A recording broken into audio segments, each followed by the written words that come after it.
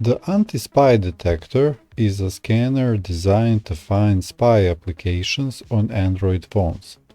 The program uses deep detective technology, which is designed to protect your mobile device from hackers and targeted spying attacks.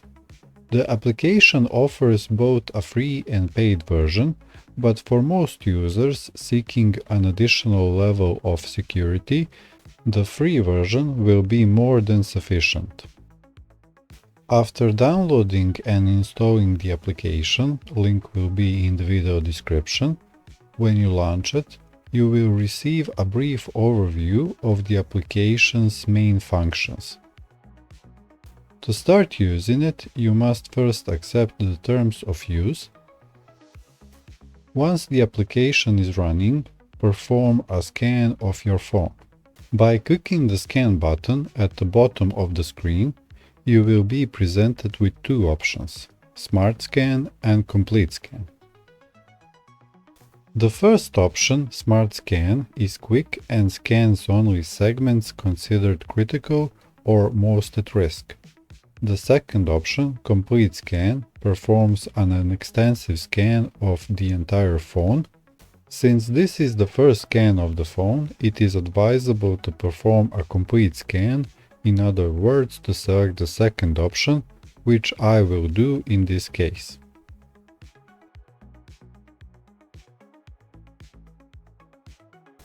Once the initial scan of the phone is complete, ideally with no threats detected, take a step back and click on the Security Hub icon in the upper left corner. You will see the Permission Manager section, where you can review all your applications and the permissions that they have on your phone. By clicking on the first option, Apps by Permission Access, you will get 4 categories of permissions under which all applications installed on your phone are grouped: High, Medium, Low, and None. As you can see, by clicking on any category, you will receive a list of applications that fall into that category, and when you click on any application, you will see what permissions that application has. You can change the permissions that any application possesses by clicking on Settings,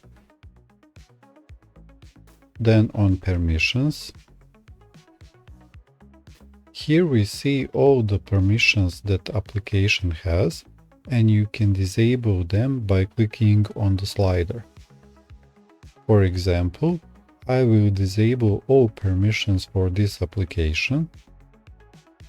After doing this, we can notice that this application is no longer on the list of applications with high permission levels. Since we revoked all permissions, the application should now be included in None category. The second option, Permissions by Category, will give you a list of all permissions grouped by categories such as contacts, location, microphone, and so on. When you click on any category, you will see a list of all applications that have the right to use that permission.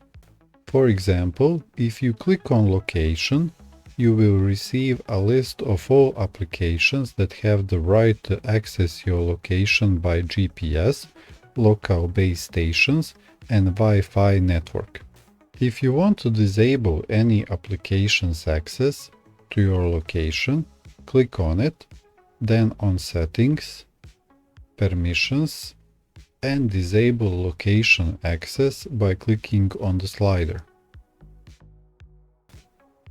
What I consider the greatest advantage of this application, and the main reason I use it, is that the application notifies you of all changes on your phone.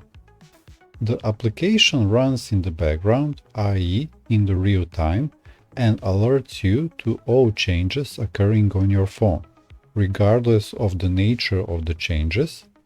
This gives you greater control and inside info of all processes happening on your phone, whether they are benign or malicious changes. For example, if we update an application, Anti-Spy will automatically detect the change, notifying you of the name of the application that have changed, and suggest that you perform a scan to ensure that those changes are safe. If you initiated the change yourself and it involves a trusted application, you can skip the scan.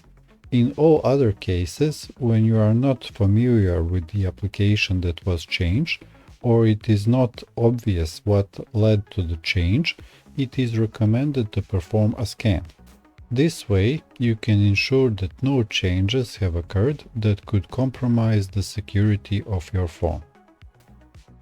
To illustrate how detections appear and the options available when the program identifies a threat, we will enable the Scan for Untrusted Sources option, which is disabled by default. To do this, click on the Settings icon in the upper right corner and select the Scan. Once there, enable the Scan for Untrusted Sources option. Activating this feature will prompt the program to display all applications not installed from trusted sources. By default, only Google Play and F-Droid are considered trusted sources. Since I have used Aurora Store and Optanium to install the applications, it is likely that several of those will be flagged as potential threats.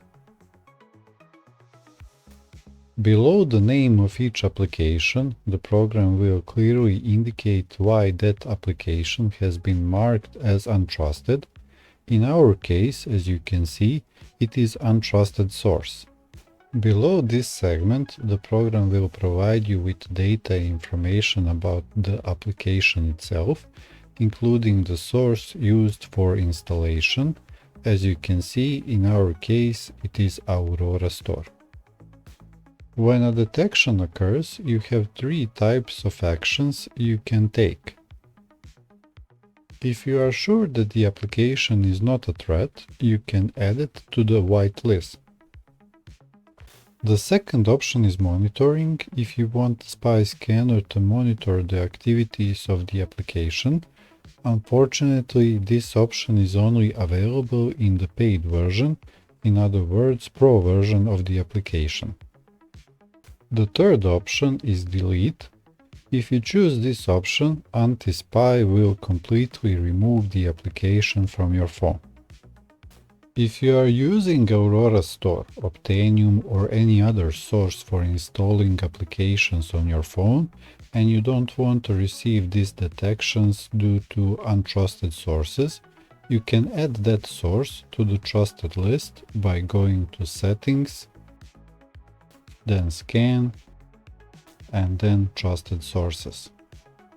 At the top, you will see Google Play and F-Droid, which are trusted sources by default, and below that is a list of all applications you can add as trusted sources. Now we will perform another scan to see what results we will get. Finally, it should be noted that although the application is very effective in detecting threats, if you are using the free version, which comes with certain limitations, it is recommended to use it as an additional layer of protection. In other words, alongside a primary antivirus or firewall. Thanks to everyone who took the time to watch this video. I hope you find it useful or at least informative.